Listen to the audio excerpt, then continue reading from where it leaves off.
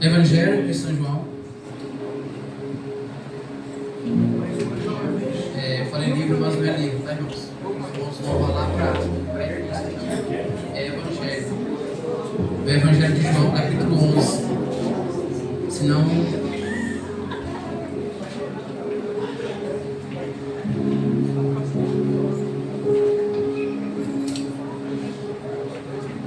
Jesus é suficiente. João capítulo 11. Glória a Deus. A partir do verso de número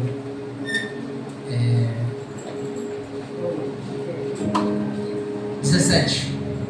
João capítulo 11, o verso 17, que nos diz assim. Os irmãos acharam? Quando Jesus chegou, encontrou Lázaro já sepultado, havia 4 dias. Ora, Betânia ficava a mais ou menos 3 quilômetros de Jerusalém. Muitos dos judeus vieram visitar a Marta e Maria, a fim de consolá-la por causa do irmão. Marta, quando soube que Jesus estava chegando, foi encontrar-se com ele. Maria, porém, ficou sentada em casa. Então Marta disse a Jesus: Senhor, se tu estivesses aqui, o meu irmão não teria morrido. Mas também sei que, mesmo agora, tudo que o Senhor pedir a Deus, Ele te concede. Jesus disse a ela: o seu irmão há de ressuscitar. Ao que Marta respondeu: eu sei que ele há de ressuscitar na ressurreição do último dia. Então Jesus declarou: eu sou a ressurreição e a vida. Você não pode repetir comigo? Eu sou a ressurreição e a vida. Quem crê em mim, ainda que esteja morto, viverá. E todo aquele que vive e crê nunca morrerá. Crês tu nisto? Amém. Glória a Deus. Glória a Deus. Pai, obrigado por esse momento, por tua palavra, Senhor. Que a mesma tenha em nós a eficácia pela qual o Senhor tem enviado nossos corações. Senhor, que venhamos nos debruçar na tua palavra. Leva cativo nossos corações e mente e acrescenta a nossa fé em ti, Senhor. É que eu oro e agradeço em nome de Jesus. Amém. Os irmãos podem sentar. Glória a Deus. Aleluia. Queridos, esse texto que nós lemos Jesus é suficiente. Podemos dar esse tema nessa noite. Jesus é suficiente. E de fato Ele é suficiente em tudo nas nossas vidas. Esse último versículo, o verso de número 24, em que ele afirma: eu sou a ressurreição e a vida.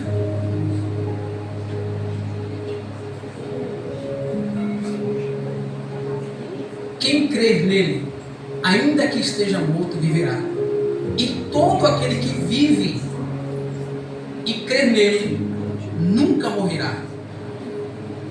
Queridos, esse texto, Jesus, ele está falando de duas coisas, de coisas sobrenaturais. Ele está falando de algo que transcende a lógica humana.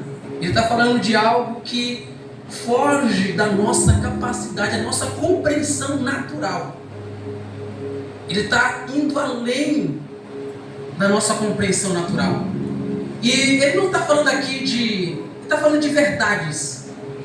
Porque Jesus sempre falou a verdade. Ele é a verdade. Aliás, Ele é a verdade. Ele mesmo disse: eu sou o caminho, eu sou a verdade e eu sou a vida. Eu sou. Ele é.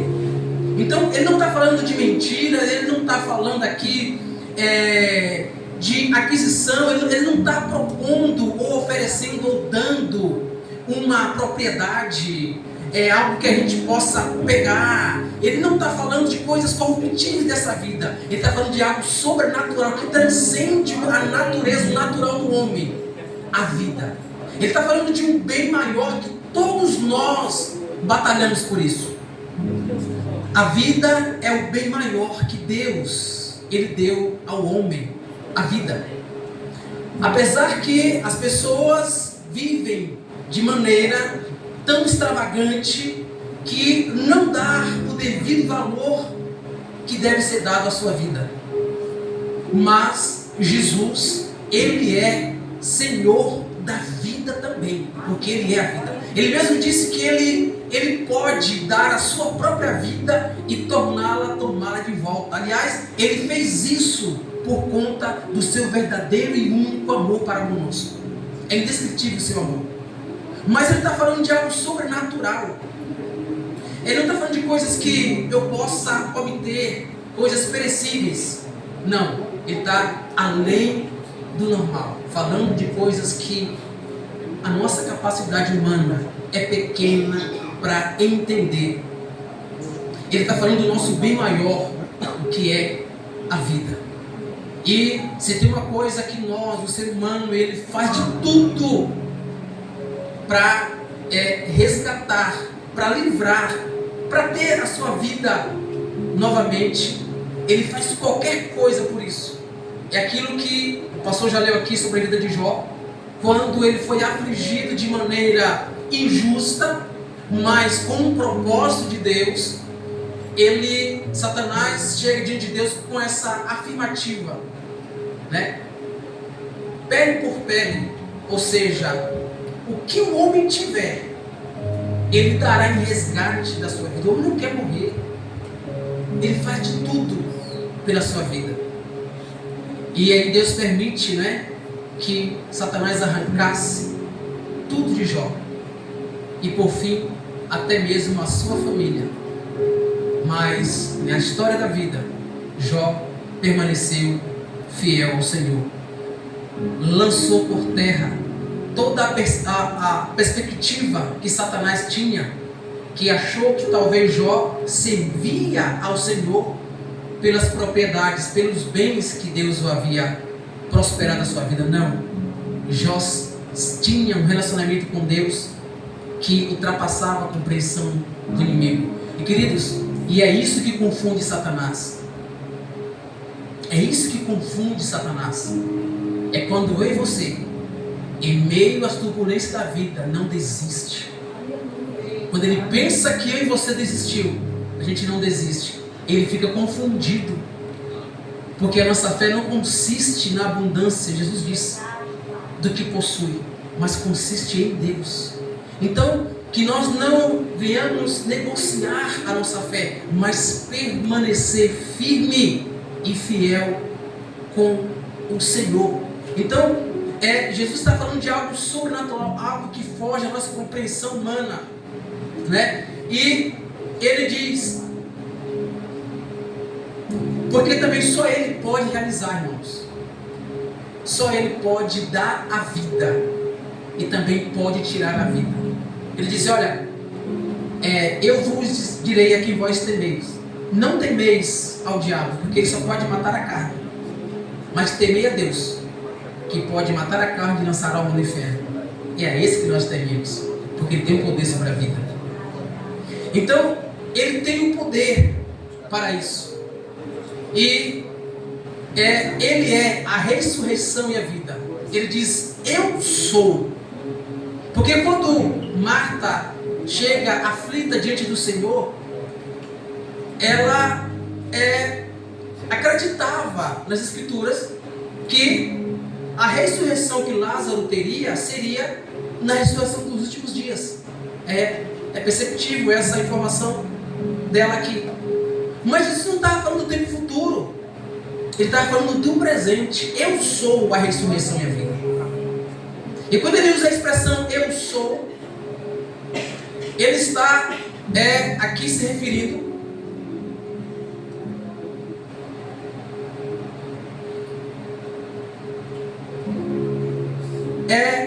a passagem lá de Êxodo, quando Moisés ele foi convocado para libertar o povo de Israel. E Moisés disse, Senhor, quando alguém alguém me perguntar quem me enviou, o que eu vou dizer? Qual é o nome que eu vou dizer? Aí Deus diz para Moisés: Moisés, diga, eu sou que sou, te enviou. Essa expressão é a totalidade da divindade. Não existe expressão para apontar a soberania divina. O eu sou. Interessante que Moisés, ele procura um nome da divindade para mostrar. E aqui eu abro um parêntese da importância do nome. A importância do nome. Porque o nome, ele fala de identidade, correto? Amém? Fala de identidade, fala de caráter.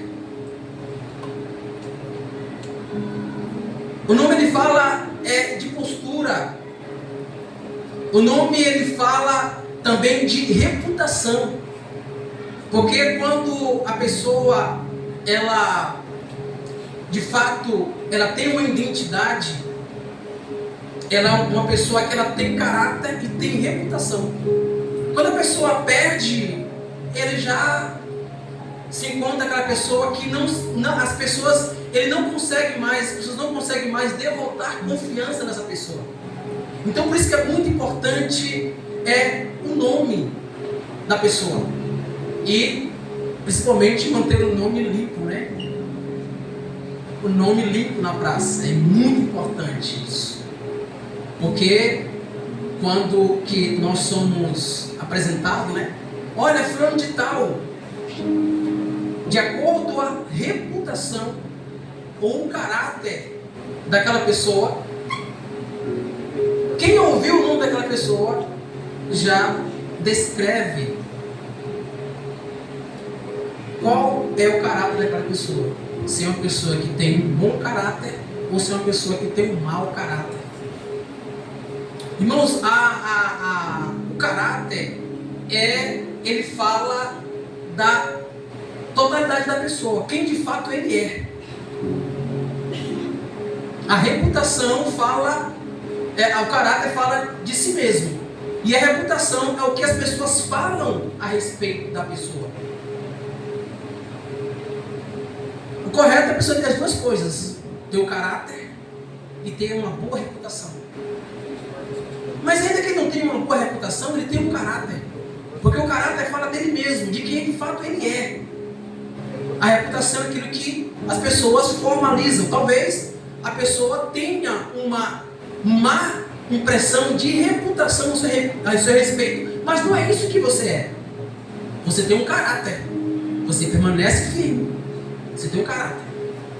Mas se a pessoa ele não tem um caráter e logo as pessoas apontam para a sua má reputação. Ele não tem as duas coisas, ele fica uma pessoa descreditada. Por isso a importância do nome. E observamos quando José, história linda, os jovens, e ele, na sua juventude, ele tinha as duas coisas. Ele tinha um caráter e tinha uma reputação. O caráter era dele com Deus, a sua vida, de que de fato ele era, a ponto de não se deixar seduzir pela tentação que lhe foi imposta ali. Ele tinha uma reputação, porque por conta da reputação dele, foi ele colocado a ser, de fato, quem ele se tornou, não somente governador, ou melhor, mordomo da casa de Potifar, mas também governador de toda a terra do Egito, por causa da sua boa reputação. Mas se ele tivesse só a reputação e não tivesse o caráter, ele teria fracassado na tentação. Olha a importância do nome. Então por isso, quando nós chegamos em algum lugar, ou somos apresentados para alguém, a pessoa pergunta o seu nome. E se você tem um caráter, você é respeitado. Se você tem uma reputação, você é respeitado. Mas se você não é, as pessoas te medem pela reputação. Então por isso, quando Jesus ele diz eu sou, ele está usando a expressão da divindade, porque ele é Deus. Ele é Deus. Eu sou a ressurreição e a vida. Aquele que esteja morto, que está morto, mas crê em mim, viverá. E todo aquele que vive e crê em mim, nunca morrerá. Querido, ele está falando da morte física. Da morte, melhor dizendo, da morte espiritual. Ele está falando daqueles que estão mortos em ofensas e pecados. Efésios fala sobre isso, o apóstolo Paulo escreveu em Efésios capítulo 1, capítulo 2, fala sobre isso. A ofensa e pecado é que levou as pessoas à morte espiritual, e agora ela perde o relacionamento, a comunhão com Deus.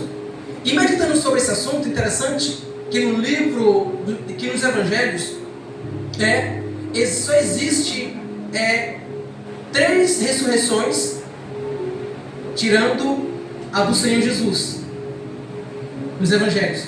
E nós temos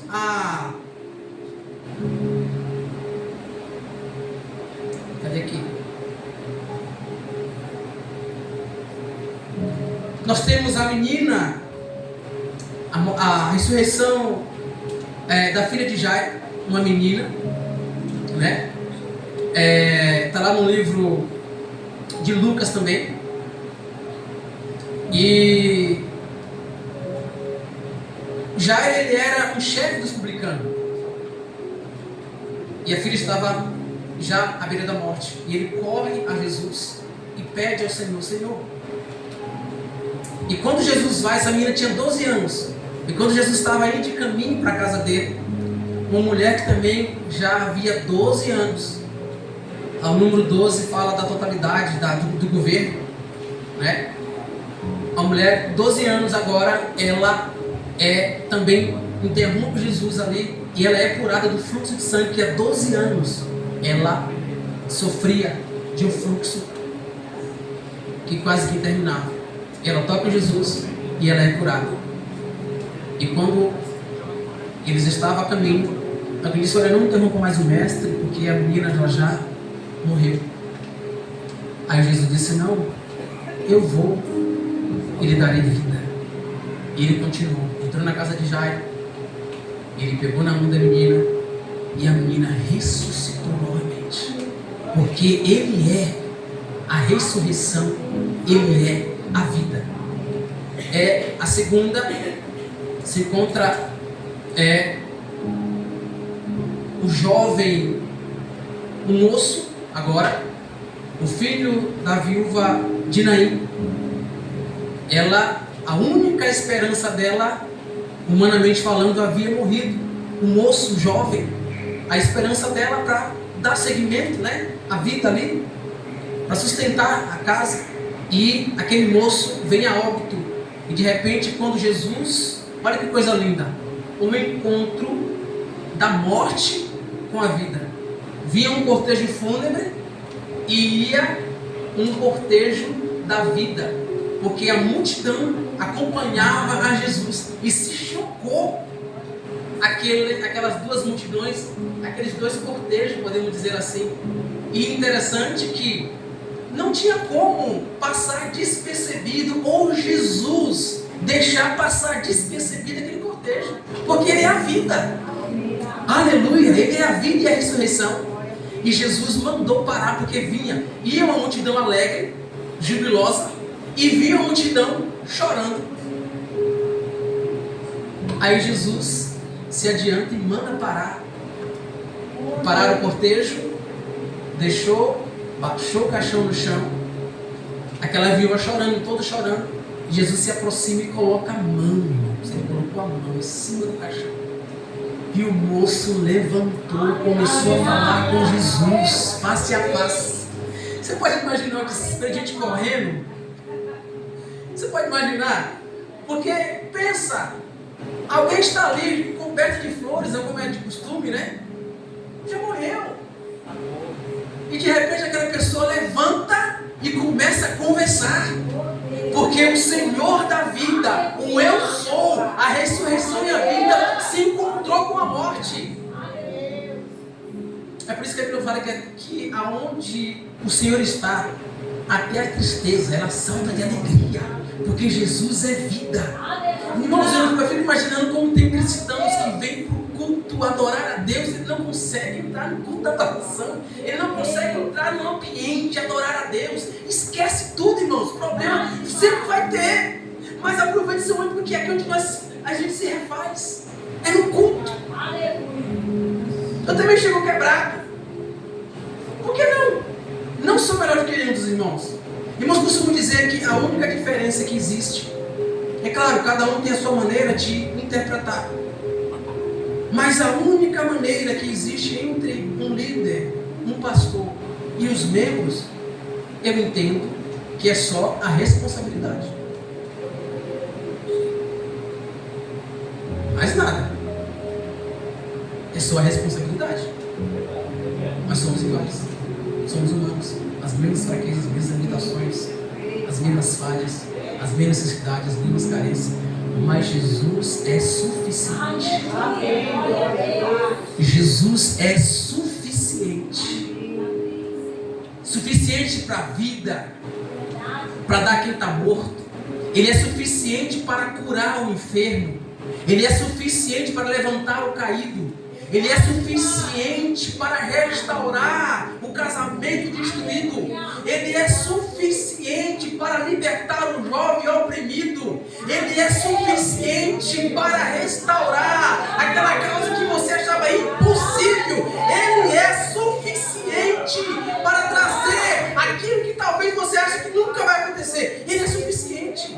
Ele é suficiente porque Ele é Deus. Ele é Deus.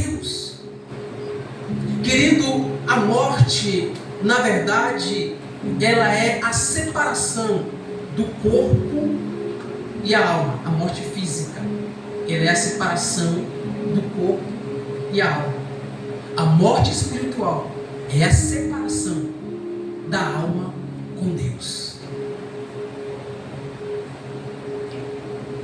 Mas Jesus, Ele é suficiente para religar a vida do que está morto espiritualmente também, como Ele religou a nossa. Nós estamos vivos porque o Senhor novamente nos deu a vida espiritual. Estávamos mortos em ofensas e pecados, e Jesus veio e nos deu vida, e vida eterna.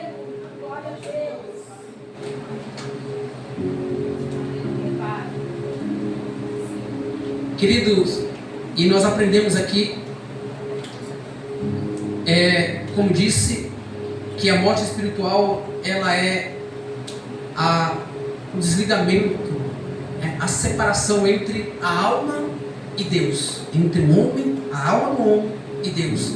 E lá em Apocalipse capítulo 20, verso 14, fala da segunda morte, que é a morte eterna, aonde todos serão lançados no lago de fogo. Essa é a segunda morte, a morte eterna, onde não há mais possibilidade de ressurreição. A possibilidade de vida, de ressurreição, ainda quando Cristo está em nosso meio. Fora disso, não há mais oportunidade. Mas olha só que interessante, a representatividade dessas três ressurreições que acontece ali nessa passagem, né?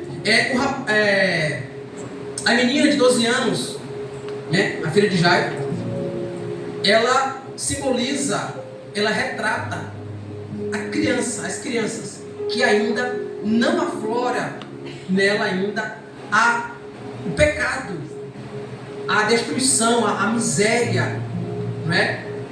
O extremo do pecado, né? A decadência, a prevaricação ainda não, mas se encontra morto espiritualmente. O segundo rapaz, ele representa o jovem, né, que são pecadores que começam a mostrar a depravação exterior. Vou repetir. O jovem que o Senhor ressuscita, ele representa os jovens, né, que já estão, que são pecadores, que começam a mostrar a depravação exterior do pecado. E o homem, no caso aqui Lázaro, ele representa os adultos, né? Que já são pecadores, cuja depravação exterior é visível. Amém? Então tem essas declaração que podemos entender a respeito dessas 3 ressurreições, mas que o Senhor, o ponto aqui é que ambos estavam mortos, fisicamente e espiritualmente. Enquanto muito se encontra vivo fisicamente, mas morto espiritualmente, mas que carece de Jesus para ressuscitar. E outro ponto importante aqui, amados, é que Lázaro agora, depois que Jesus faz esse milagre, ressuscita Lázaro, ele se torna agora um milagre ambulante. E no capítulo 11 começa a mostrar que quando Jesus agora está com ele, ele vai jantar na casa de um dos discípulos, a multidão aflui de maneira mais forte, mais presença, não simplesmente por Jesus, mas para ver também a Lázaro, que o Senhor havia ressuscitado. E ele causou uma pane ali, porque todo mundo afluiu para ver a Lázaro que estava vivo. E Lázaro se torna agora um embaixador, um representante, alguém que fala de Jesus, que testifica de Jesus, um testemunho vivo do poder de Deus. E outro ponto interessante também aqui, o porquê, estava lendo, meditando, olha que interessante, o porquê que Jesus realiza esse ato de ressurreição. Por quê? Porque os principais dos judeus, dos sacerdotes ali, eles a maioria pertencia a uma seita chamada saduceus. E segundo a orientação dessa seita, não havia ressurreição. Olha que interessante. Aí Jesus vem e realiza 3 ressurreições: o Pai, o Filho e o Espírito Santo. Quebrou todo o paradigma que talvez alguém tinha em mente, que não havia ressurreição, porque o dono da vida estava presente ali. Aleluia, ele ressuscitou, porque Jesus, ele é suficiente. Ele é suficiente para até dar a vida. Então, ali ele quebra esse paradigma religioso de que não havia ressurreição, quando Jesus vem e faz essas 3 ressurreições ali diante de todos eles.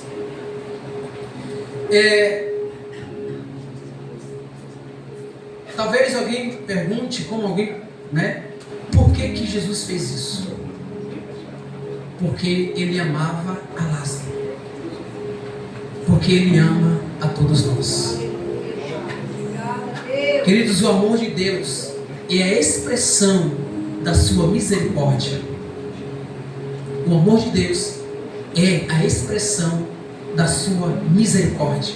Porque nenhum de nós, nenhum ser humano tinha a possibilidade, tinha o direito de salvação. Estávamos todos destinados ao inferno. Essa é a palavra. Mas o Senhor veio e nos resgatou, nos dando a vida eterna.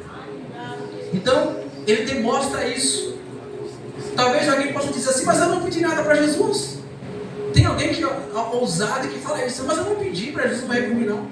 Querido, mas havia morto falar alguma coisa? Morto não fala nada, está morto. Morto espiritualmente. E é por essa razão, queridos, que muitos rejeitam a igreja, rejeitam o evangelho, rejeitam a Cristo. É porque está morto. São coisas que o cristão ele deve entender. Porque às vezes nós ficamos perguntando: por que tal pessoa não se converte? Por que tal pessoa não vê a Cristo? Por que tal pessoa é resistente? Querido, enquanto ele ainda não for visitado pelo Espírito Santo, que o convence do pecado, da justiça e do juízo, ele não se converte. Essa função é exclusiva do Espírito Santo. Através de mim e você, do nosso testemunho, da nossa pregação da palavra, o Espírito Santo passa a trabalhar na vida da pessoa e assim ele se rende a Cristo. Então essa função é do Espírito Santo. Por isso que a gente percebe a dificuldade, não é? É que enquanto essa ação do Espírito Santo não acontece na vida da pessoa, ele não se converte a Cristo. E partindo daqui para a gente encerrar, quando o Senhor pergunta, crê tu nisto? Ele está chamando de volta para colocar em prática a fé. Querido, nós vivemos pela fé. A fé, ela é o meio preciso do nosso relacionamento com Deus. Sem fé é impossível agradar a Deus. E todos os dias a nossa fé, ela é colocada à prova. Crê tu isto? Tem fé para que isso aconteça? Querido, ser cristão, permanecer, viver o Evangelho é pela fé. É pela fé. Nós aguardamos Jesus, é pela fé. Nós cremos na cura pela fé. Nós acreditamos no milagre pela fé. Tudo que nós vivemos é pela fé, amados. Temos que batalhar pela fé. Viver pela fé. Não viver pelas vistas, pelo que nós vemos, mas pela fé. Nós lutamos com armas de fé. Não é com armas carnais. É com armas de fé. É por isso que quando ele diz lá, em Lucas também, quando o Filho do Homem voltar, porventura, achará fé na terra? É uma pergunta que deixa para todos nós, amados. A nossa fé tem que permanecer viva diante do Senhor, para que nós não percamos o ânimo.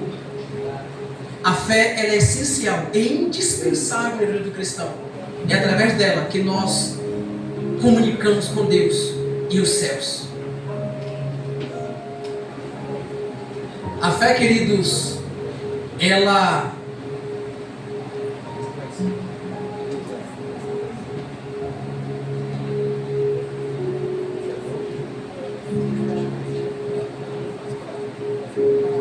eu anotei aqui uma coisa interessante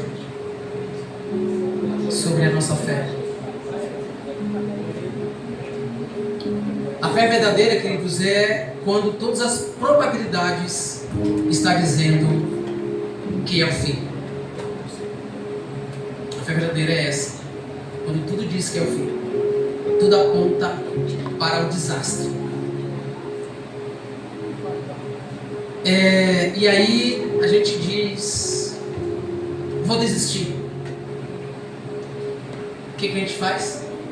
A gente não desiste. Fé é isso. Tudo diz para você desistir, mas você não desiste. Isso é fé.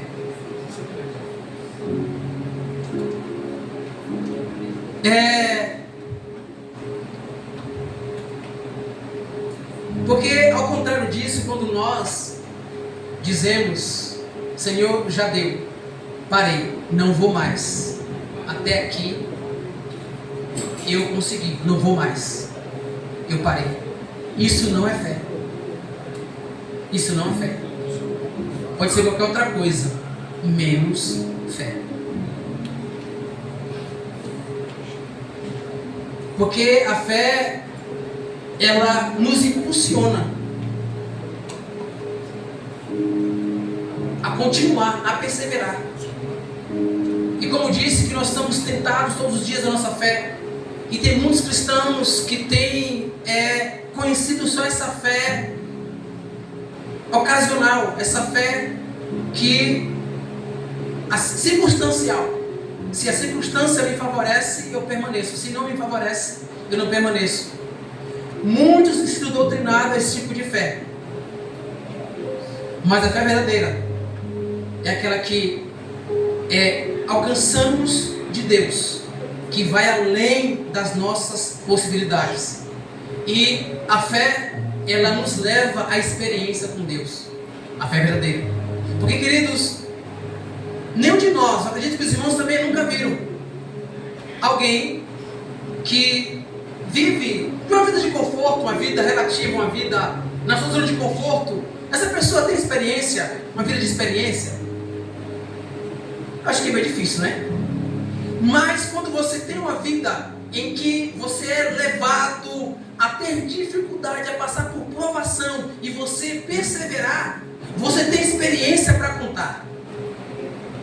E aí, quando alguém chegar para você te pedindo orientação, você tem que passar para ele, porque você tem experiência de fé. Você persevera na fé, você não desiste. Isso é fé.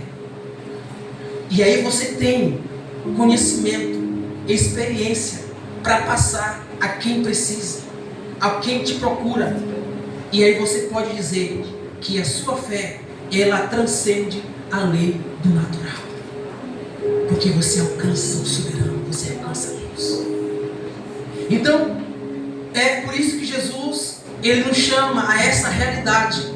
Porque a realidade do mundo é outra, não é? Hoje o que impera aí, que está roubando a perspectiva, a esperança, a fé de muitas pessoas. Hoje em dia não se fala em outra coisa a não ser na inteligência artificial. O mundo caminha para isso aí. E isso termina, querido, tirando o foco, roubando a sua confiança, roubando a sua perspectiva de quem de fato você é. Entende? Então, nós temos que ter muito cuidado para que essas coisas não venham desvirtuar de quem de fato nós somos em Deus pela fé. Porque a nossa esperança não está aqui. A nossa esperança está em Deus. Jesus é suficiente em tudo nas nossas vidas. Ele é poderoso para realizar muito mais além daquilo que pedimos ou pensamos. Amém, amados? Deus nos abençoe em nome de Jesus.